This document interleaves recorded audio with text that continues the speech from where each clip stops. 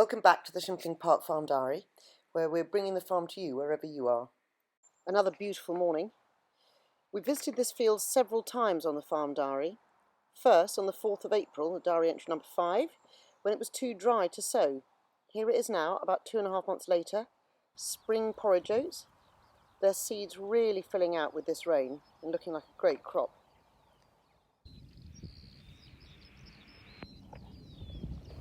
We're just out here checking the barley, and in these field margins, next to the field, we found even more glorious pyramid orchids.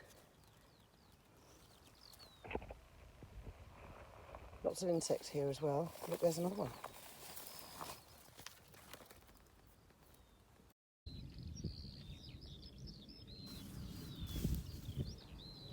This week on the farm, John's been spending some time with the Channel 4 film crew. Lovely. Morning. And what are you filming? I'm filming a Channel 4 series with Jimmy Doherty. And why have you come to the farm? Because we want to find out all about how amazing organic farming is. There are loads of different ways of farming, and organic is just one of them. Jimmy is doing a programme on bees, and he's come to talk to John about John's experience of bee populations on our farm. We do lots of surveys on the farm, and in 2018 we had a particular bee and wasp survey, which discovered that we had 83 species. Yeah, thanks for coming to the farm. What are you filming? Well, we are filming a really exciting new series for Channel 4, and I'm on a bit of a quest. I'm out to see what the problem is with our pollinating insects. And when I say problem, I don't mean being stung by a bee or anything like that. I mean that they're declining. As you probably know, in an organic system, you're not allowed to spray pesticides to kill insects and pests. Also, you're not allowed to spray herbicides or weed killers. Therefore, we do have more flowering weeds than many farms. Whilst we have to control the balance of weeds in our crops, their existence is in itself a food source for pollinators. This can mean that the fields offer a really long-lasting pollen supply as different weeds flower at different times. I trained as an entomologist. I absolutely love insects, but not because they're beautiful and fascinating, because we can't exist without them. We need pollinating insects, and I'm here today to see all about organic farming and what you do here to help preserve biodiversity, but also how the insects work for you. What do you think about the farm?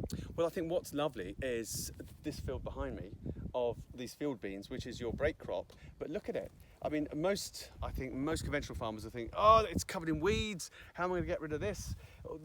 They're not really going to yield anything, but the nectar being provided by these flowers here and the haven it's created for a lot of your beneficial insects is amazing. And then I look across to your barley field that looks absolutely beautiful, weed-free, and you're understanding that it's able to be like this because of all your beneficial insects.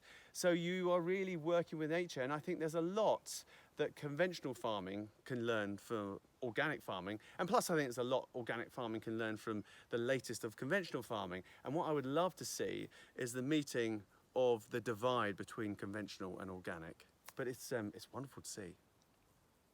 While it looks like we're growing a poppy crop here, these flowers in our beans don't really detract from the yield, but they do supply a vast amount of food for our beneficial insects. In turn, those insects seem to pollinate our crops well, and they naturally control the destructive insects that like to eat some of our other crops. So they're working for us in a way.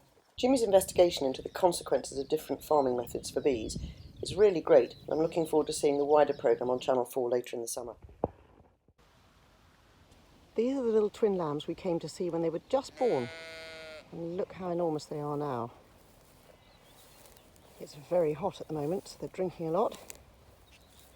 But they're certainly having a nice time out there. And look at this lot, having a lovely snooze in the sun. Right. Go on, Andrew. Right, let's have a look at the water this morning. Ooh! Oh my God! Right, what does anybody guess in terms of millimetres? What have we had? That's 10. 10. 20. 30. 40. That's 50. That's 50, John. That's your 60. That says 55. That's 60.